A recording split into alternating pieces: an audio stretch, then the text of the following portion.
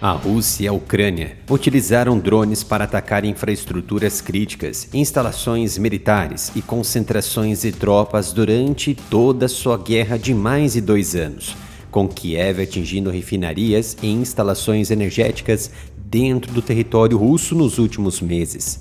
Mas com as intensificações atuais dos ataques de drones contra um vasto número de refinarias de gás e de petróleo em todo o extremo oeste russo, Moscou sentiu o impacto sobre sua economia e o medo entre a sua população, principalmente pelo tempo e dinheiro que devem ser gastos a partir de agora para reparar cada uma das instalações gravemente danificadas pelos ataques ucranianos, escalando definitivamente as tensões no leste europeu.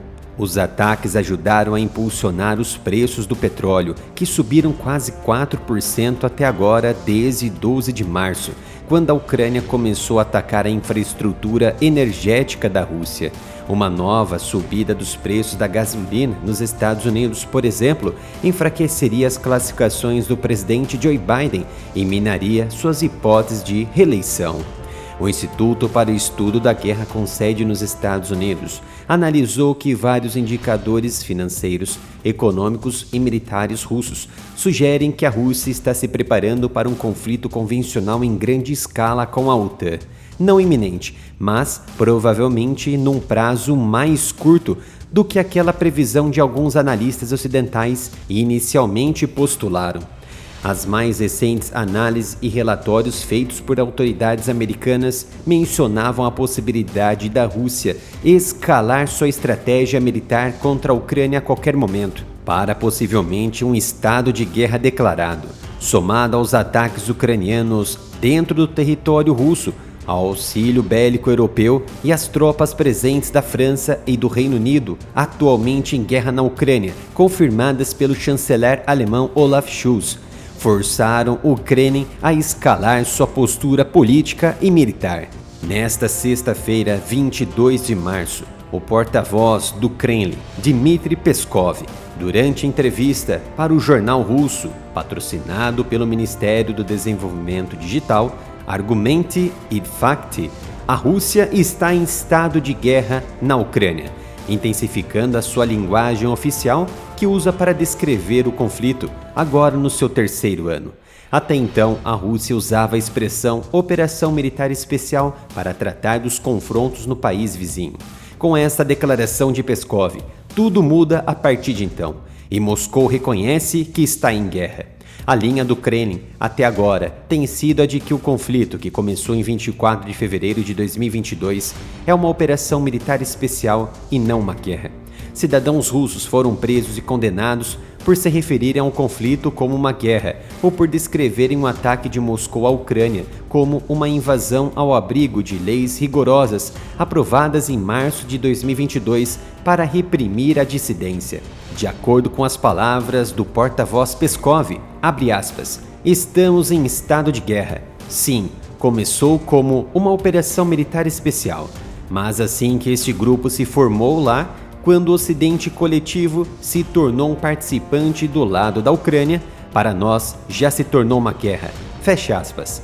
Neste ponto de vista da autoridade russa, a Rússia se considera em guerra devido à intervenção do Ocidente ao lado da Ucrânia e não pode permitir a existência de um Estado em suas fronteiras que se mostrou pronto para usar qualquer método para tomar o controle, por exemplo, da Crimeia. Os comentários do porta-voz do Kremlin seguiram-se a um ataque russo em grande escala durante a madrugada desta sexta-feira contra infraestruturas energéticas ucranianas. Uma das retaliações mais fortes que atingiu uma enorme barragem hidrelétrica, matando pelo menos 5 e deixando mais de 1 milhão de pessoas sem eletricidade. A Ucrânia, que há muito implora aos aliados mais defesas aéreas, disse que o seu sistema energético recebeu fornecimentos de energia de emergência das vizinhas Polônia, Romênia e Eslováquia, enquanto 7 das suas regiões enfrentavam apagões. O ataque da Rússia, que na semana passada prometeu punir Kiev pela realização de ataques durante as eleições presidenciais, trouxe de volta memórias do primeiro inverno da invasão, quando Moscou bombardeava regularmente a rede elétrica. Dias atrás, o presidente Vladimir Putin disse que o Ocidente desencadeou uma guerra híbrida contra Moscou, mas em grande parte se limitou a chamar o conflito na Ucrânia de uma operação militar especial. A palavra guerra é usada em diferentes contextos. Com esta nova posição do Kremlin, tudo muda a partir de então. Mas a declaração de estado de guerra é válida? Violou alguma lei? Vou explicar. Entre em nossa loja oficial do Área Militar. São mais de 70 itens em camisetas e canecas. Ajude o canal. Acesse umapenca.com/área militar. Toda compra é revertida em contribuição com o meu trabalho em trazer mais análises para vocês. Acontece que esta declaração de Peskov sobre estado de guerra viola propriamente a lei de censura aprovada pelo parlamento russo em março de 2022, que levaram à prisão de cidadãos por usarem a palavra guerra para se referir ao conflito na Ucrânia.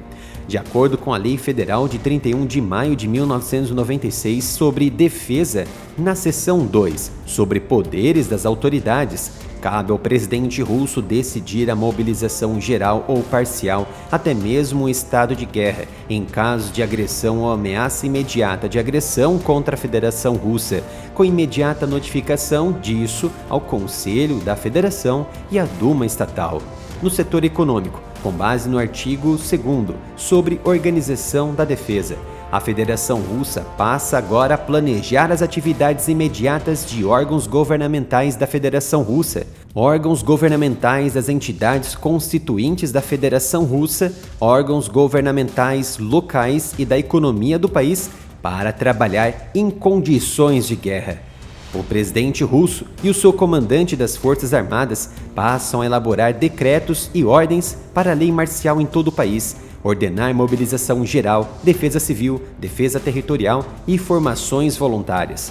Para encerrar, o inciso 2º do artigo 18 deixa claro que a partir do momento em que é declarado o estado de guerra ou início efetivo das hostilidades, começa o tempo de guerra, que expira a partir do momento em que é declarada a cessação das hostilidades, mas não antes da sua cessação efetiva. Portanto, a Lei Federal Russa sobre Defesa não deixa claro se o parlamento russo é de fato o mediador de um estado de paz para um estado de guerra, sendo possível definir que o presidente Vladimir Putin detém todos os poderes para isso, cabendo a ele apenas notificar o parlamento. O Reino Unido e Macron foram um dos grandes responsáveis pela escalada das tensões nos últimos dias. De acordo com o jornalista e correspondente na França Ian Wanders, desde a declaração de Macron em admitir o envio de tropas europeias na Ucrânia, alguns generais da reserva denunciaram que, em parte, o efetivo francês está despreparado para uma guerra convencional de fato. A começar que mais de 35% dos efetivos e combatentes estão acima do peso e com problemas de saúde. Entre os serviços auxiliares e administrativos, a situação é ainda pior, acima de 50%.